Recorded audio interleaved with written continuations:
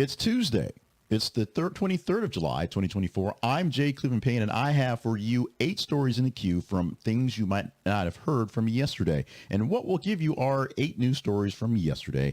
You deem them as conversational, so they're good to chat up, and we'll cover topics that include information, politics, current events, and pop culture. A whole lot of politics, because the story of the day, hours, weeks for a while is, of course, the Joe Biden dropping out of the race thing. And we have 3 stories all tied into that. So they dominate. But we also have, along with Donald Trump and Kamala Harris and Joe Biden, some Kathryn Hahn as well, because we love Kathryn Hahn.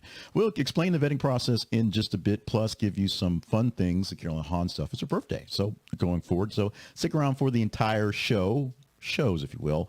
Go to our website. This is theconversationproject.com and see what we have going on all day, all the time. And, of course, let us know how we're doing all day, all the time by going to our email address and sending us email at theconversationinbox@gmail.com. Headline for story number 1 reads, Donald Trump demands refund for millions in cash he splashed during his run against Joe Biden. Now, I was almost sure this was basically trolling. This was actually a fake story, but no, apparently there is calls for Donald Trump to get back some of his money, a refund for the money he spent campaigning against Joe Biden, because Joe Biden is no longer running for president. Trump campaign expenses include a significant amount spent on advertising and other campaigns activities targeting Biden specifically. So Trump demands that some of the money come back, be refunded to him, because he was doing false advertising. He was asked to, basically rebut things from someone who he can't actually rebut anymore. Now that he's focused on Kamala Harris, the vice president, he'll need to refund those funds and reallocate those funds to basically blast her. Money already spent can be pulled back in to spend on new money towards Kamala. This is actually a thing. He basically called it a fraud going forward, because essentially wasting his money on one guy that they knew wasn't going to run is a bad thing. Okay, let's get to actual news about what's going on. Story number 2, the headline for this story reads, Donors hail Biden, Harris jolt of adrenaline will energize Democratic base. Although they're very poor to read with that, it goes along the same lines of the last story. Donald Trump said he spent a lot of his campaign funds on campaigning against Joe Biden, and it's a waste of time.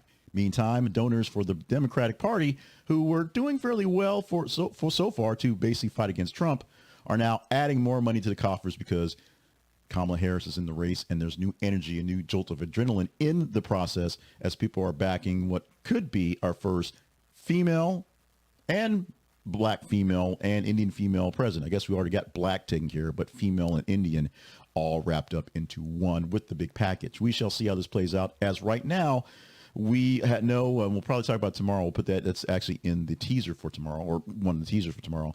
Kamala Harris, as of this morning, has basically secured enough delegates, basically got the pledges from delegates to say she can get the nomination. But that's actually something that needs to be talked about. Meanwhile, money, which is what actually runs campaigns. And right now, Harris is going to get pledges for more donors to get more money to make sure that she has all the responses, all the backing she can get to get a win against that other guy. Oh, speaking of that other guy, one more story on that other guy, because ironically, headline number 3, people are calling out double standard in the Republican Party now that Donald Trump is the oldest major presidential nominee in history. So, yeah. Donald Trump would have been the second oldest major nominee in history, because Joe Biden's 3 years older than him. Now that Joe Biden's out of the race, Donald Trump is now going to be the oldest president elected ever when he gets, elected and, takes oath of office at 77 at the moment. So that's beating Biden, who at the last go around, who was basically 76. And of course, Ronald Reagan, who people basically call the guy who basically got old in office and thought he was really dying and have going through Alzheimer's in the process. Now Donald Trump is going to be the oldest presidential candidate ever, and the Republicans aren't talking about his age when everybody busted out Biden's age. Now, Biden's age thing was more or less the fact that he was more or less, declining in front of us. But the fact remains, Donald Trump is still old. He wasn't as old as Joe Biden, but now he's older than Kamala Harris by 20 years. So what's that mean? Double standard. Yes, we know. Double standard. We're going to go back into the world of CrowdStrike for just a bit,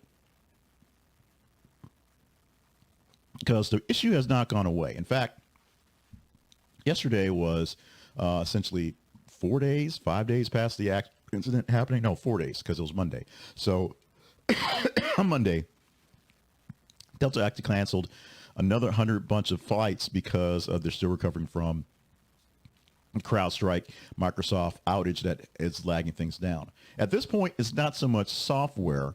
It really is just catching up on flights and catching up on people. When you don't fly planes for about a day and a half, literally in some cases, and people are stuck in hotels in foreign cities, you've got to get these people out of where they are and back to where they're going. And it takes a long time to get the old people out and move in the new people in. So with all the delays and all the issues, Delta had a big day yesterday. Many airlines did as well. We just happened to pull the article on Delta, who are trying to get caught up on what's going on. At this point, like I said, it's not so much the software.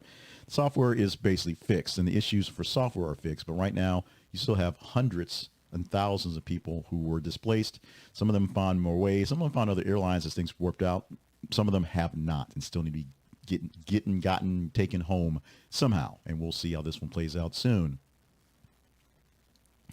Our fifth headline. We've had a lot of talk about Armie Hammer over the past year and all the crazy things going on. This one, not so crazy, but maybe it is.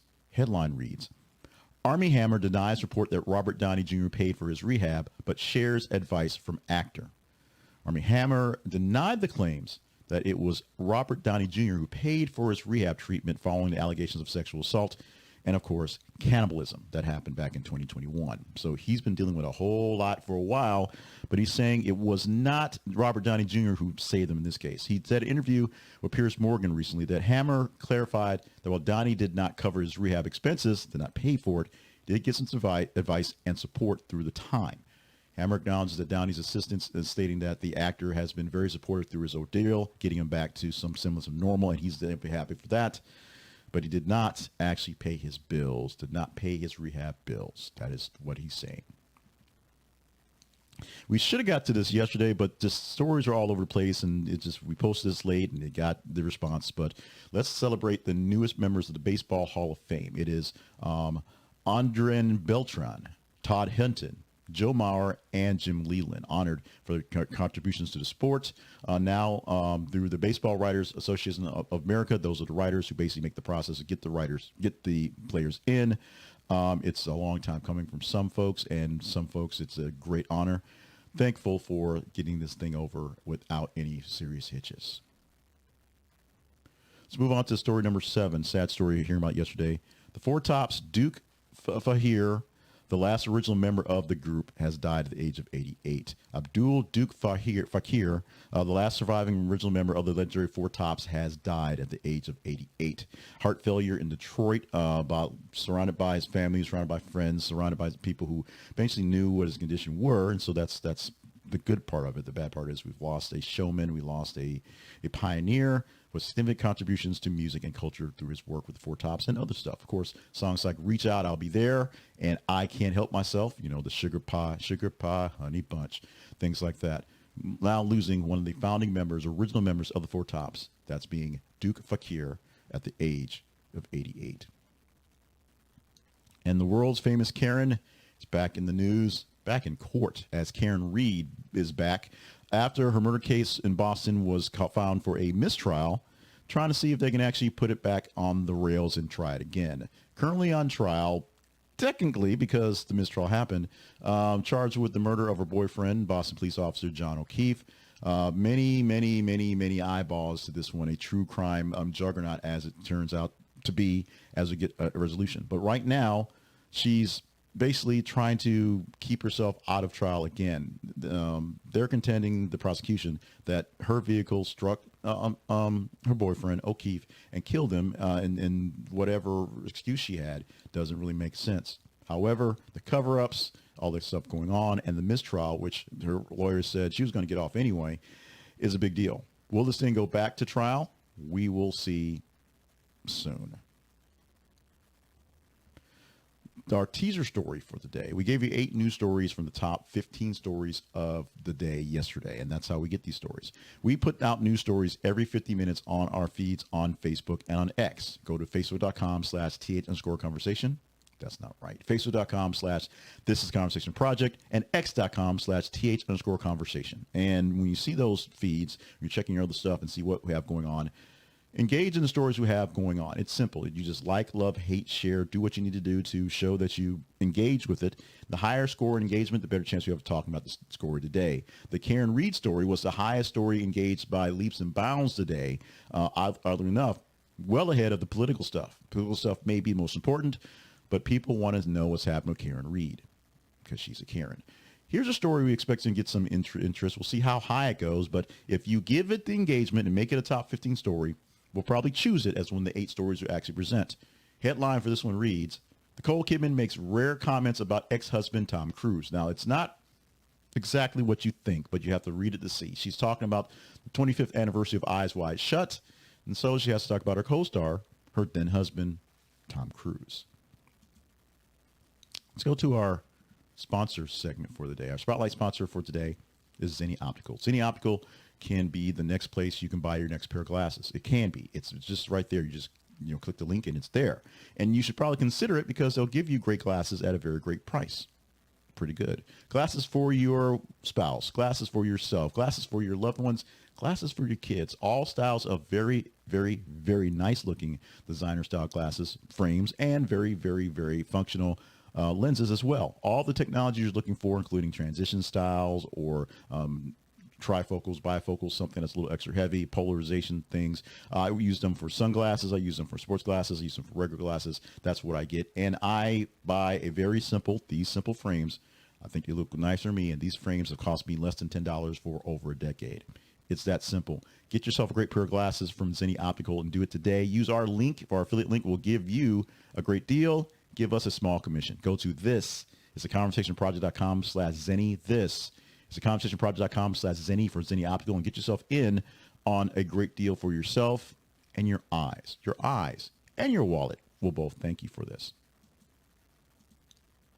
Now we're going to go to where we promote the Conversation Project, talk about ourselves. We told you about our feeds on Facebook and X, Twitter, facebook.com/This is the Conversation Project, and Twitter or x.com/th_conversation. We post news stories every 50 minutes from various sources. You just check them out, engage in them, read them, see what you like about them, and the higher score engagement, the better chance we have to talk about them in the next day. On Monday, we'll give you 10 stories out of top 30 for the weekend. Tuesday through Friday, like today, we gave you 8 stories from top 15 the prior day.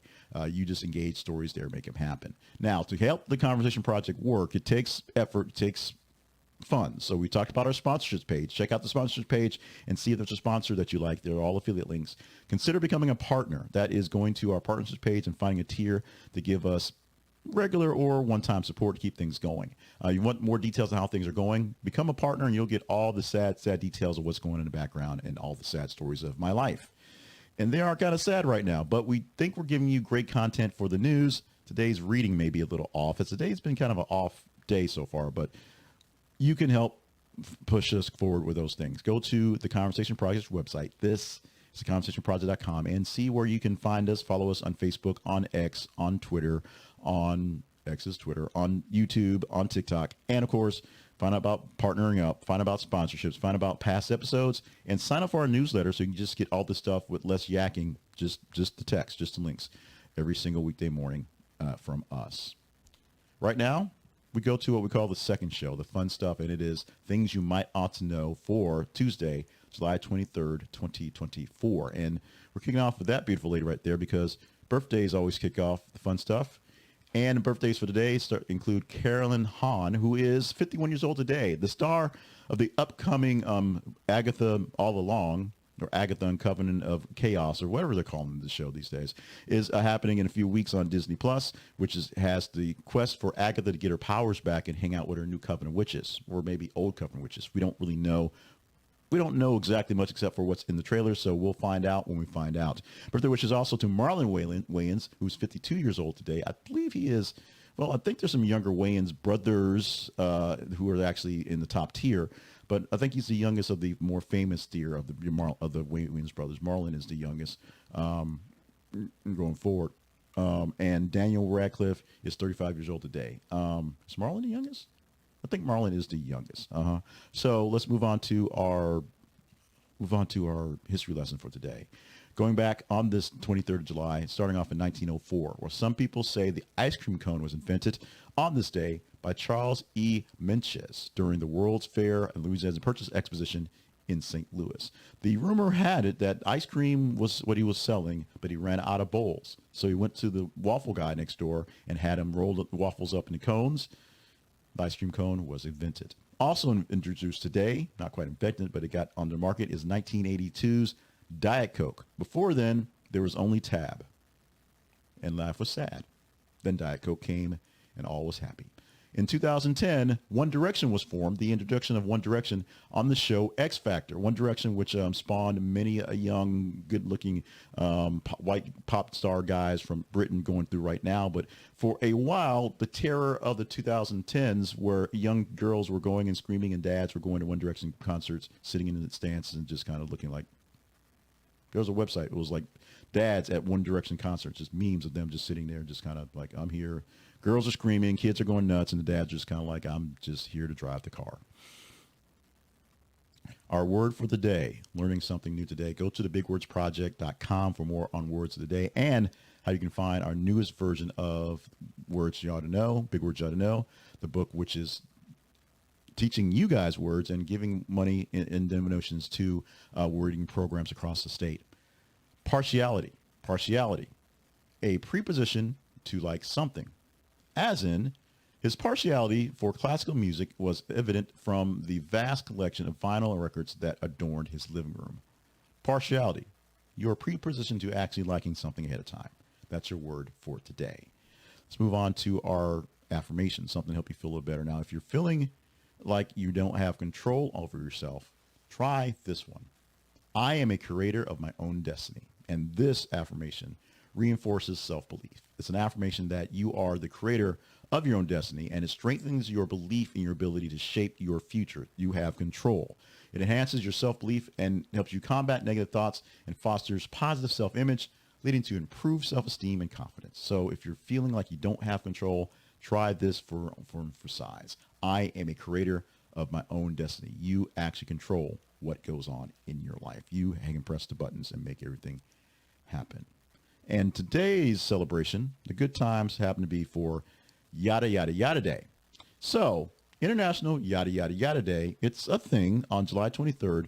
It celebrates the Seinfeld episode called The Yada Yada, where a character uses the phrase to gloss over details and she considers unimportant, and it turns into a big thing.